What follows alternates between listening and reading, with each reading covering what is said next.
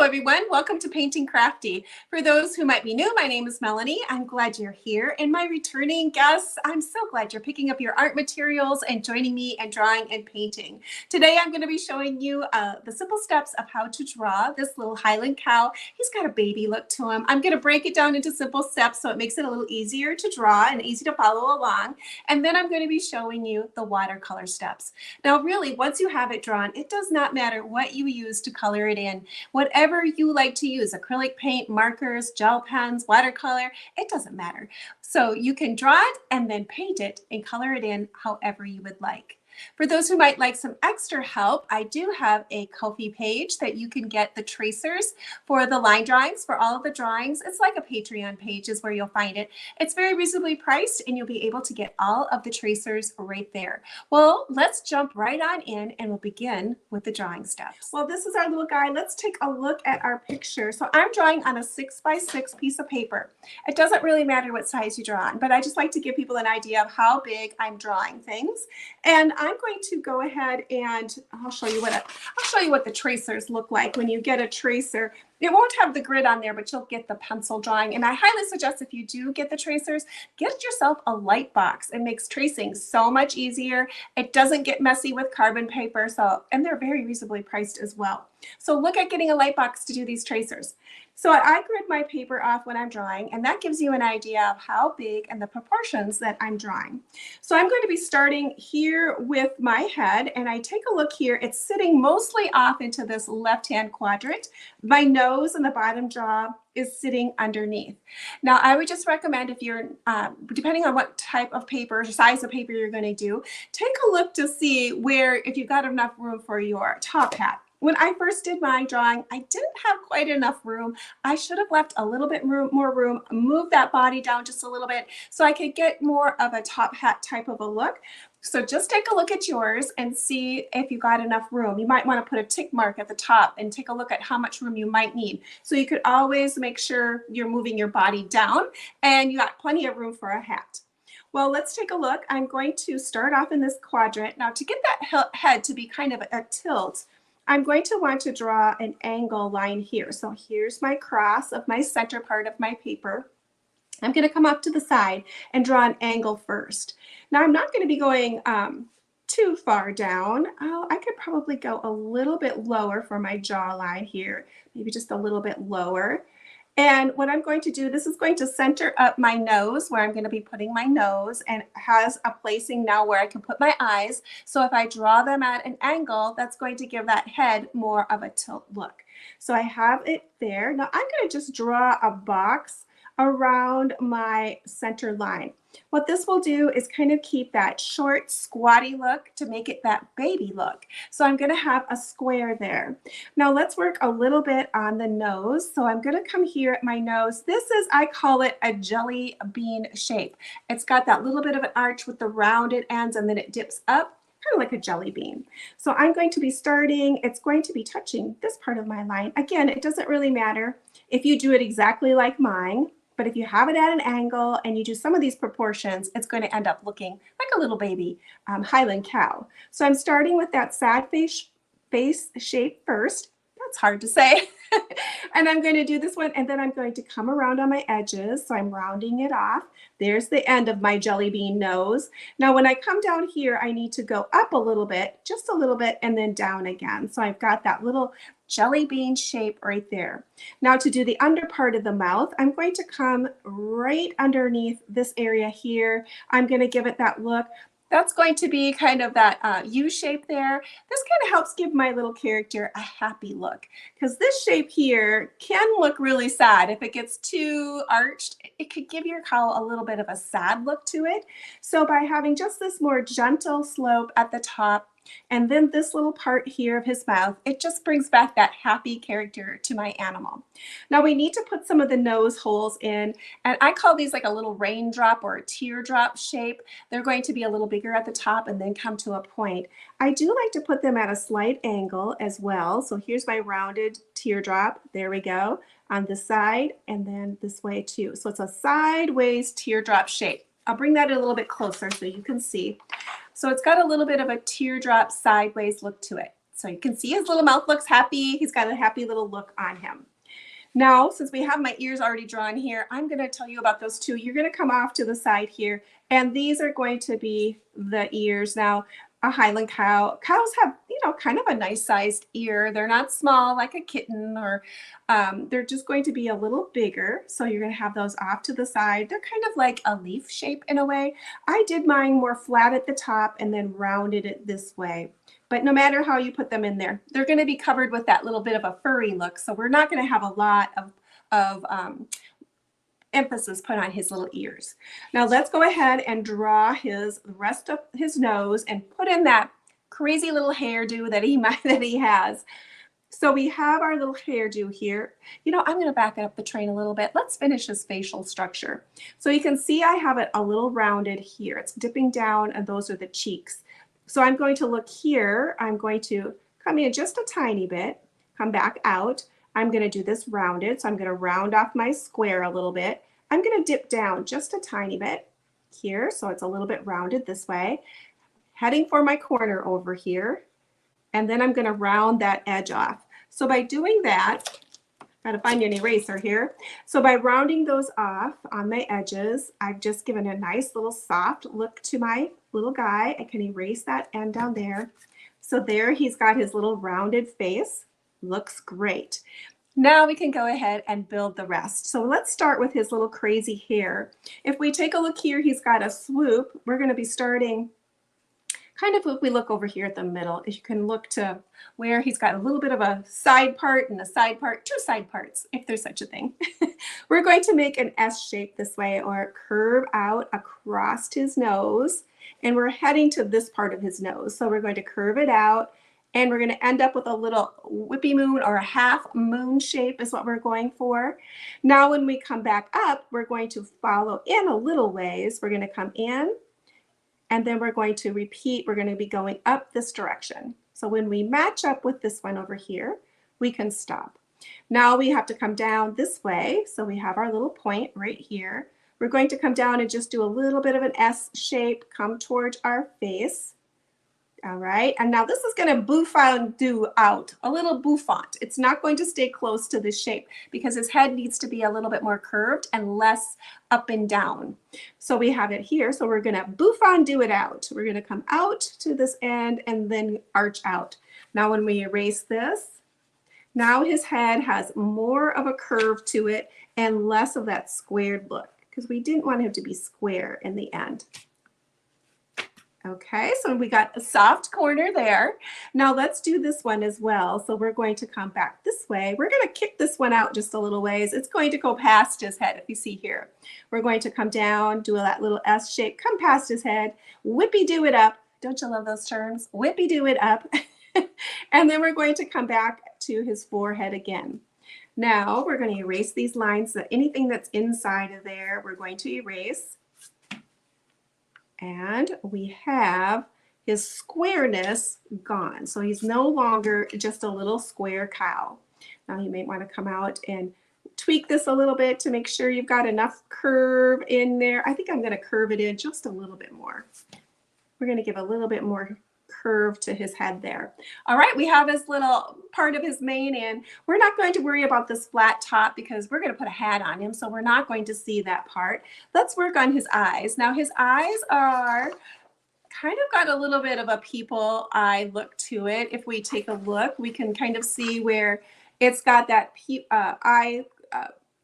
almond, like an almond shape. We're going to come up and past. We're going to start a little bit in here and then connect.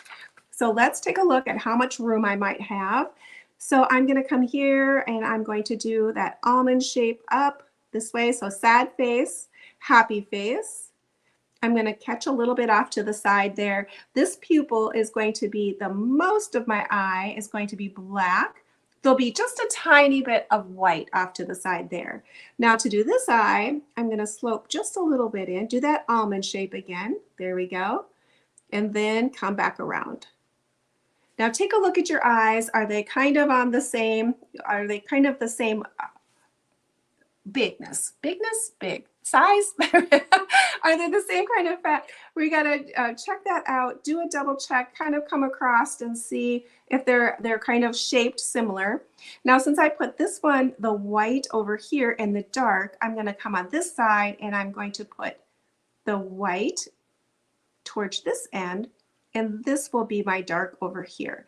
Now these will have some highlights in them, so they're not going to be just a solid black.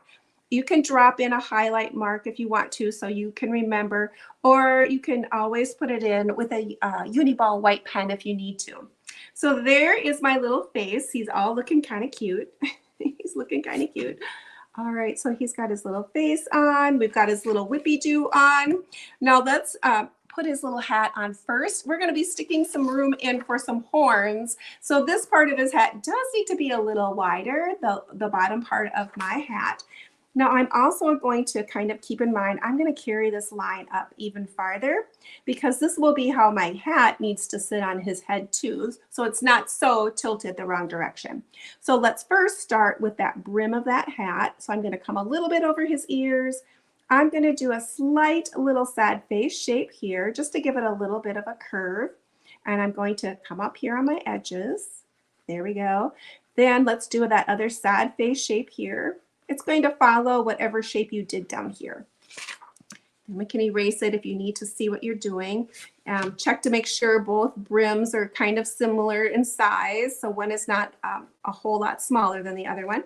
So there's my brim there. Now let's work on that hat. So I know I can come up at least this high on this one.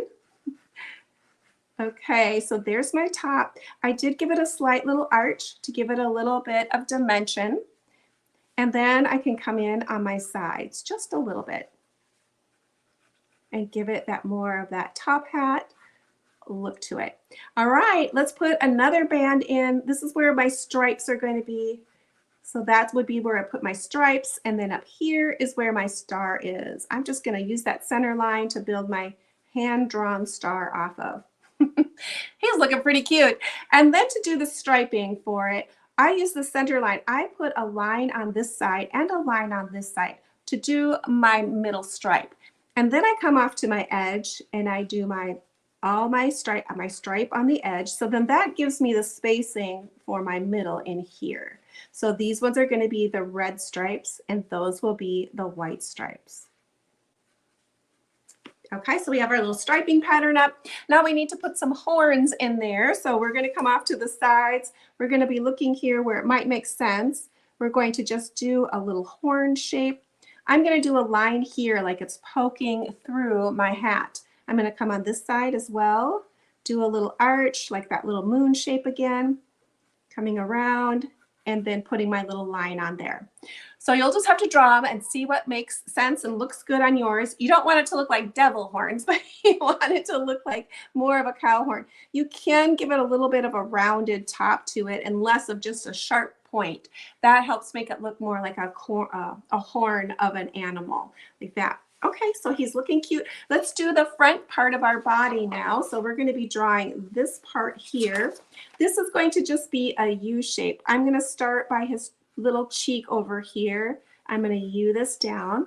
Now, depending on how much room you have, I'm going to try to make mine short and squatty to give it that kind of that baby look. So here we got it. There's the side where his shoulders are and the front part of his body. Now let's put in one leg. So I'm going to start here, bring it in, and we're going to start here. He has that bib in front of him, like a furry little chest area. So that's going to go in between those spots. Once I get my legs in, now I need to put those little hooves in. So this is going to be a smile face shape here, smile here, and then a point. That'll be his hoof, his hoof. Now, if you want to get really fancy, you can draw a line straight back there. That would give it a little bit more dimension. If you want to get that fancy, you can. Otherwise, just drawing it this way will look fine as well. Now, let's put in the part of his body here before I draw that back leg. So I'm going to be coming here, going to look underneath where it would be underneath his chin area. I'm going to do that little bit of an S shape, come back around, and then come up and around like this way. And then touch my area. Okay, so we have that part drawn. Now we can pop in that back leg. I'm going to start here. It's going to be up a little higher than my front ones. It's not going to be even. And I'm going to start with my hoof, mark like that, come up, then this will be the top of that hoof right there. Okay, so we have his little body all put together. There will be a back here. We'll kind of see a little bit of a back, but not much because the wagon is sitting off to the side there, so it blocks part of his body. So I'm going to be putting that off to the side. Okay, so we have that part drawn. Let's put in the wagon. So the wagon is a very simple shape. We're going to start with, I don't even know what this shape is called. I was trying to think of my geometry and I can't think of it. If you know what it is, pop it in the comments. I'll have to figure out what this shape is called. That, and then we're going to have a little bit of a bottom on it like that is how I built it. I wanted just kind of a simple little shape. The wheels are going to be just round. I do have them partly over my wagon. I did put a center part in them, and then I just did some simple spokes that are off there to the side. So there is a simple way to build a wagon. Now this does have a little bit of a banner in it, so I just did a swag and then just did those diamonds that are in there. So you just fit them in however they might work. You can put a little tie in if you want to. Add that off to the side. There's all kinds of different things that you can add to your little wagon. Now it does need to have a handle. The handle I went out first, kind of making a small little rectangle-ish shape. Then I bent it back. So I did this shape that comes back. I'm going to follow the same one. Now, it's a good idea if you can draw it close enough to your cow. If it actually went over part of the body, that would actually be good. So then you don't have to worry about drawing the back of your cow so much. You could actually get that wagon over top of them would be a good idea. Then we come this way up. So we're doing this shape here. And then to do the handle, I just simply made a rectangle shape. I didn't get too caught up in the idea of what the correct perspective is for this little handle. I just drew a little rectangle to make it a rectangle with a rectangle inside of it.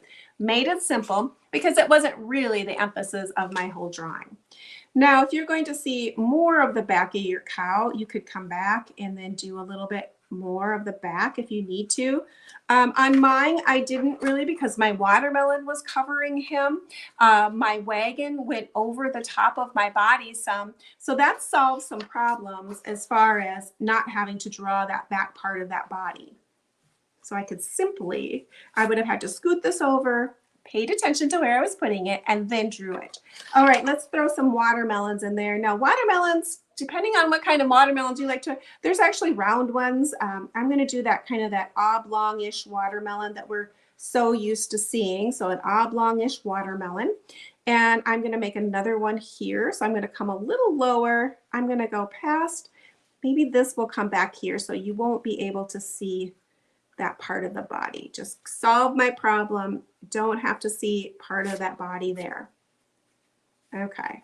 I definitely would have moved my wagon over a little bit more if I would have been thinking about it, because now it would need to have a belly. It would have to have those items to make sense. So yeah, save yourself some problems. Move that wagon over. Move it so it's touching his little body in there so you don't really have to mess around with that part. Okay, so we have it drawn that way.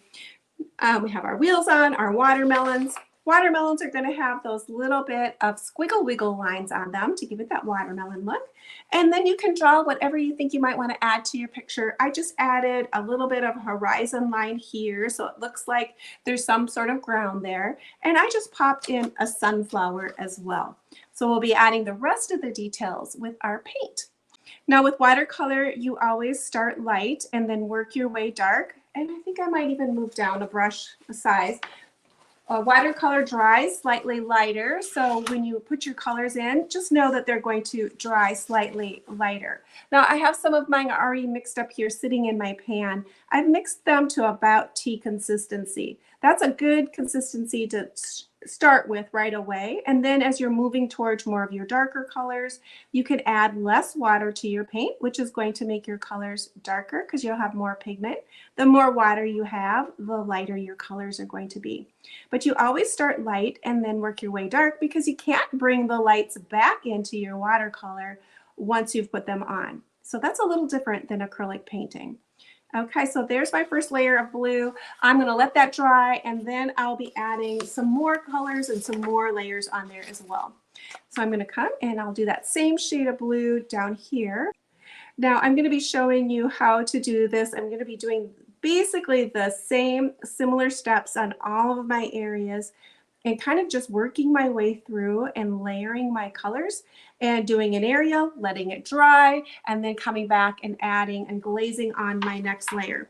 So the only important part about this is when you're doing the watercolor is you want to make sure you're giving your areas enough time to dry before you were to put your next layer in. So I don't want to come up here and add these red stripes right away because they would just move into my wet paper. Wherever your paper is wet or the water is on your watercolors, that's where your color is going to flow. So you need to be able to give some dry time in between your areas that you're working on. That's why I jumped over this area and didn't do that and jumped down to this little blue area. Now that I have this blue still out, I'm going to come over here and add this to my pennants as well. I'll probably speed this area up in the areas where I'm not talking. It's the same process in every area today. I'm not doing any, basically no wet on wet techniques of using that water and then applying more color into my wet areas. I'm pretty much leaving my areas to dry and then coming back in and glazing on another layer to create the depth for my painting. So let's go ahead and speed this up, and you can you can watch while I'm doing it.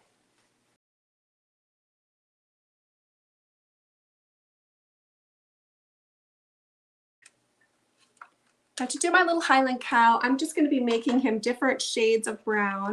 So I have these this set of browns in here. So like a burnt brown, a burnt sienna, and an umber color. Those will be the three browns that I'm using to use for my cow. And I might put a little bit of yellow ochre in there as well for a little bit of a highlight color. So those are the color family that I'm going to work in for my cow. Again, I'm going to start light and then make sure I start light and then work to my darker. With watercolor, you're basically painting in the shadows. So start light and then work your way dark.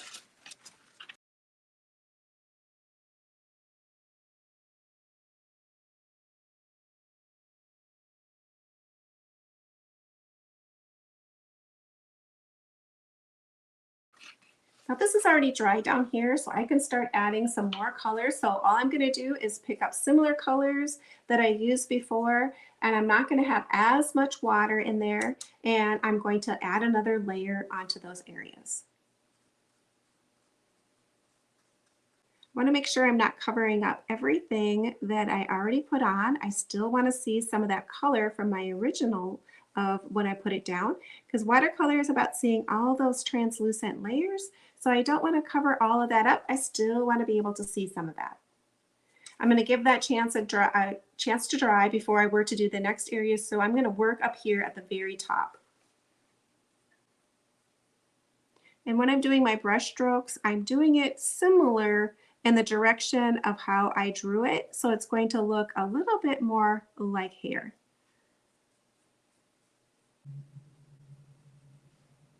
Now on his ears, he's going to be kind of more furry. I'm going to start bringing some of that fur look by using and dragging my lines down past my ear and kind of creating more of a fur look. So I'm going to start building that little texture up of where I know I want to have it.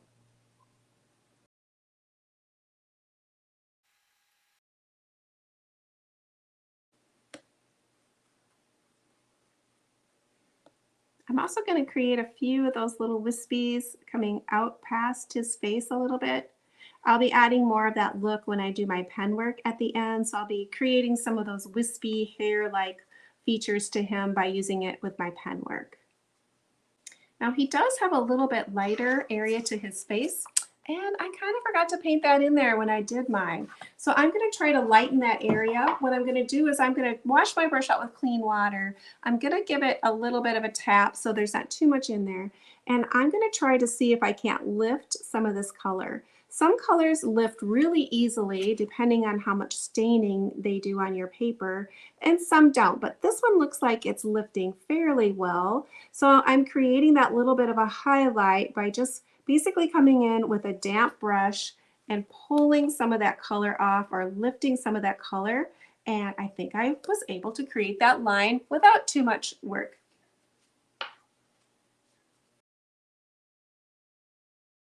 Often when I do these paintings, I usually have a light, a medium, and a dark. So this would be about the medium colors. I'll be putting in a little bit more darkness to these areas as well.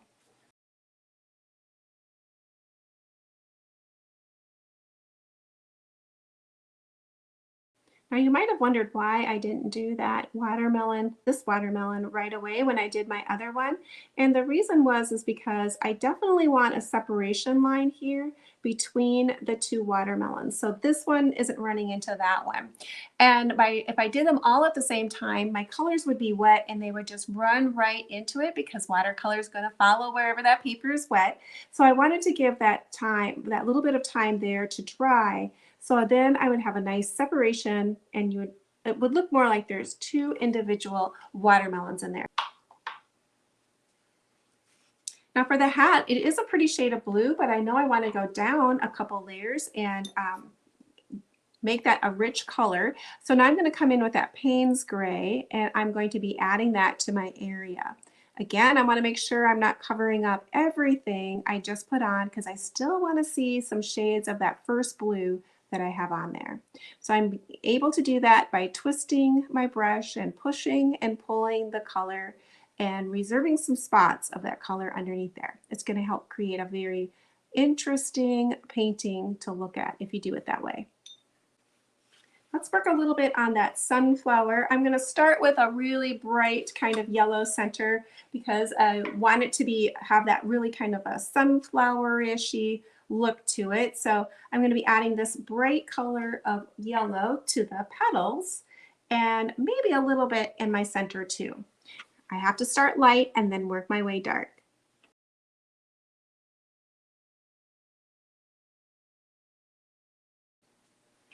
Let's do a little bit of red on my wagon. I'm going to be using this scarlet color, but I think I'm going to add a little bit of green with it. So I'm going to put it into a little bit of that green that I used on my watermelon. That's going to tone it down to have a little bit of a darker toned down color of that red, but it's still going to be red, but it's going to have more of a little bit of a vintage look to it. Now these watermelons, I need to add those little bit of those stripes on there to give it that watermelon look. So I'm going to be picking up my darker green, making sure I tap it because I don't want a lot of water there. And I'm just going to irregularly tap wider, thicker. So it's not like necessarily perfect stripes. I'm looking for more of like a dibby-dab, irregular line because those watermelon lines are not even.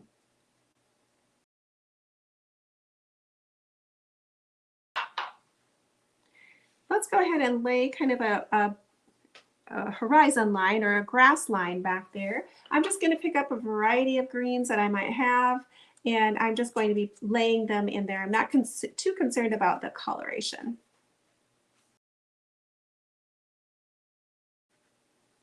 For his horns, I'm just going to be picking up a little bit more of my black, very watered down to make a very washy kind of gray. So I want it to be very watered down. Definitely tap my brush on my paper towel. Make sure I don't have too much in there. And I'm just going to float just the ever so small bit of gray on the horns. Now I do have a little bit of gouache on my palette over here, a little bit of white gouache. We've used that in the past. If you have white watercolor, that would be a gouache as well. But I'm just going to be using Master Touch's white gouache, titanium white.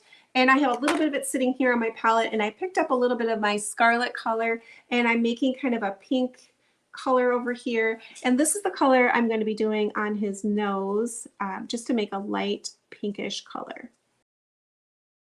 Now I still want to darken the color on my hat so it's fairly dry. I'm going to be picking up a little bit more of my color, and I'm going to be adding that to my hat.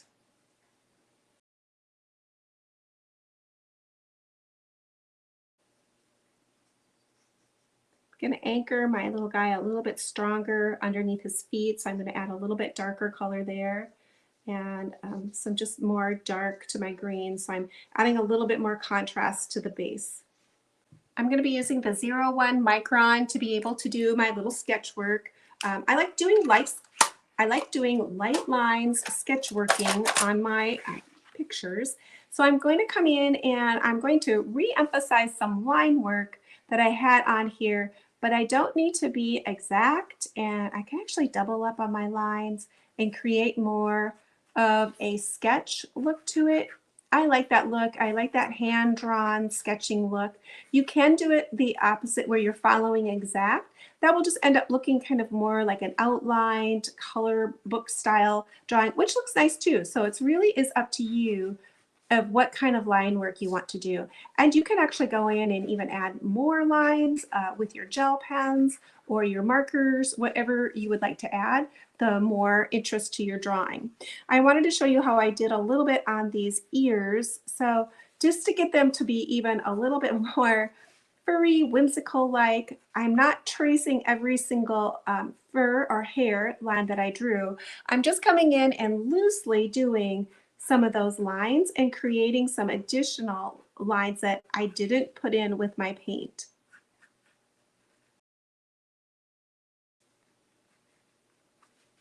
So you can see how that kind of really does make it look more fun and loose and more furry on those ears and in the front of his face. And that's what you're looking for. So let's work a little bit more on those eyes to bring him to life.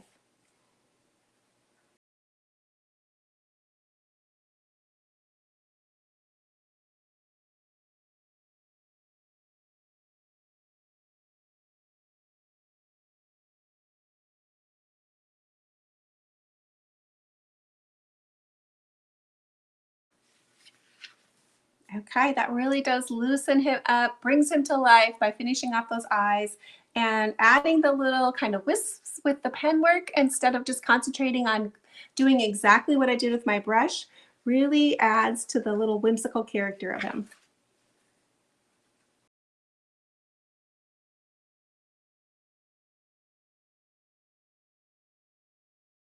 Now to do the little background of doing those little fireworks splashes, I'm going to do that before I use my gel pens. I do have a set of these gel pens here with the glitter gel pens, but these are not a permanent marker and they will smear around if you put the water on top of them. So I want to go ahead and create that splashy look first before I were to add any of my glitter pens on. So basically I'm going to come in with my brush. I'm going to wet my background to a glistening consistency. So I don't want a lot of puddles back there. I'm just looking for a glisten because I want my paper wet before I splash my red color on there. That red, that cad red, is really a busy color. It really does move around a lot on your paper. Not all colors do that, but the cad red does, and it's so fun to create this look with that red. So I'm just going to be adding a little bit of water to my background. I'm maybe picking up my cad red. It's fairly loose here, and I'm loading my brush, and then what I'm going to do is I'm going to tap it, and boy, does that color want to move around.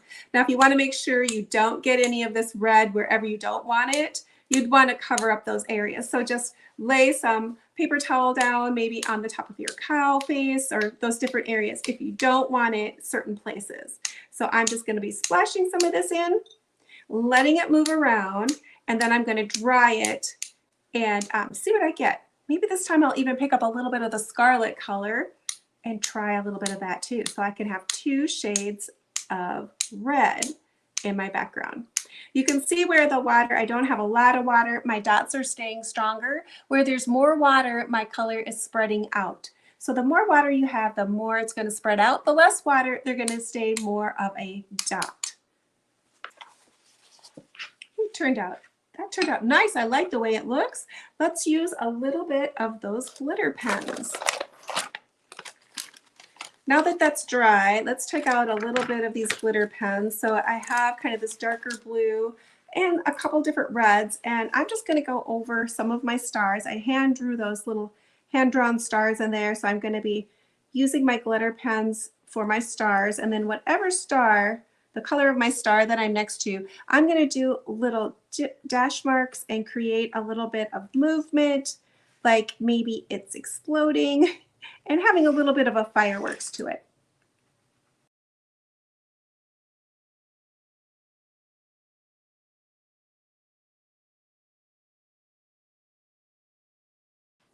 Well, that was fun. I'm going to go ahead and sign my piece. Let's see, maybe I will sign, oh, maybe I'll sign down here. There's a little bit more room. I don't have a lot of room to be able to sign it, but I'm going to sign it in pencil. I like signing in pencil, just in case I want to change it. Well, he is super cute. The glitter pens, I don't know if they show up on camera, but they sure are fun and glittery, and it adds a lot to this. Now, if you need to strengthen your whites and add a little bit more white to it, you could always use the Uniball pen for it. It's got a nice white ink. You can come back in and put your highlights to your eyes in there. You could throw a highlight on your nose if you wanted to. It's a great little pen to add some white highlights with. And I think they turned out great. Now, every time I do these, they always turn out different. They never look the same, but they're so fun because they are not the same. I always say they're not twins, but they could be sisters, right? They could be sisters.